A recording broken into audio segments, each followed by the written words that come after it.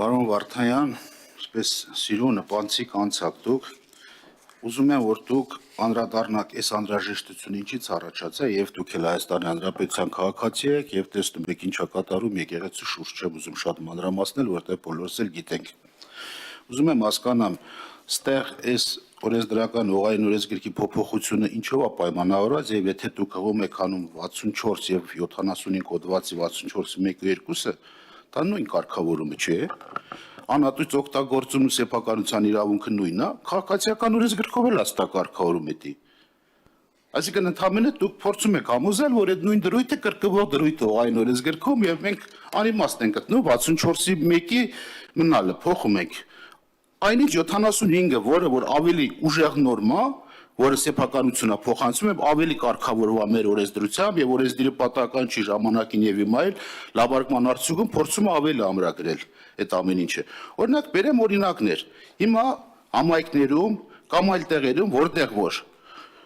առողջապահական հիմնարկների, դպրոցների տարածքները, բոլորը, որոնք նախկինում անհատույց օգտագործման են տրվել, հիմա պետք եւ կառավարության սահմանված որոշմամբ ասում են անհատույց օգտագործումը փոխեք։ Պետք է հստակ սեփականության իրավունք գրանցվի կադաստրի կոմիտեի, պետգույքի կոմիտեի կողմից եւ պետգույքը անհատույց օգտագործման տա։ Այսինքն իրավունքի տեսակը անհատույց օգտագործում Հայաստանի Հանրապետությունով մեկ փոխվում է սեփականության։ Դուք ի՞նչն եք Այսինքն միտեղ նախադեպ այլ է, միտեղ այլ է, ի՞նչն եք անունը դրել, ինչից եք այս ամեն ինչը, որ փորձում եք այս խնդիրը կարգավորել։ Ուզում եմ գնաք աղբյուրներ, հետո մնացած իրավական կողմերը քննարկենք միասին։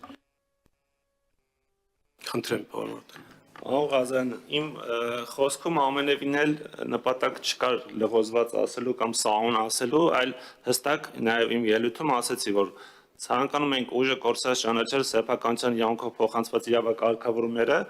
եւ այդ մյուս հոդվածին հղումը տալու իմաստը այն է, որ մենք ունենք օրենքով նախատեսված այլ իրավակարգավորում, համաձայն որի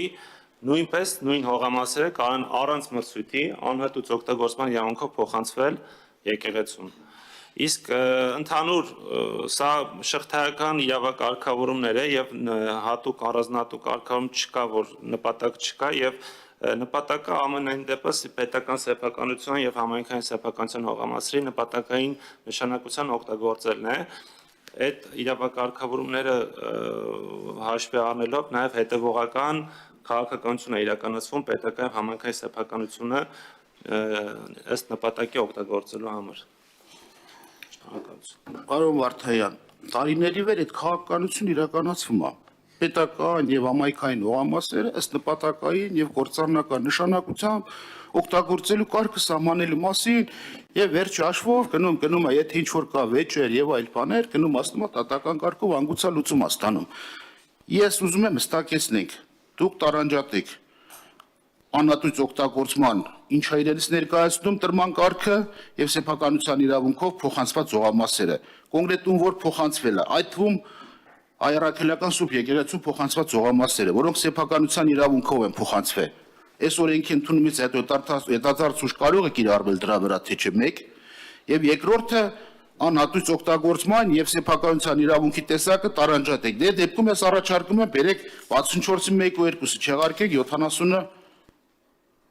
75 ներողություն 75 հողային օրենսգիրք եթե նույն կարգավորումն է չեղարկենք, թողենք 64-ի 1-2-ը։ Առաջարկ է։ Եթե նույնն է,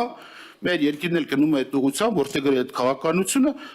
եթե ավելորդ է, երկուսից մեկը պետք է հանվի։ Առաջարկում եմ հանել ոչ թե 64-ի 1-2-ը, այլ հանել 75 հոդված հողային օրենսգրքի եւ ամեն ինչ կգնի տեղի մտահոգություններ փարատվի, կարծում եմ մնացածին էլ։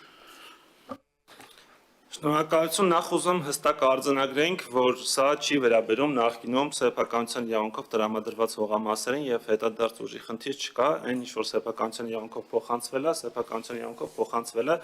այդ մասով խնդիր չկա։ Իսկ անհատույց օգտագործման պարագայում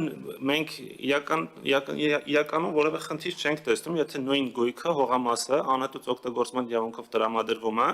եւ քաղաք օրենսգրքի իրավահարաբերությունը մնացած առանձնահատկություն այդ հարաբերություններում կարգավորում է հստակ, թե որ դեպքում ով ինչ պարտավորություններ ունի։ Փաստացի հողամասի տրամադրման արգելք չենք տեսնում այս պարագայում։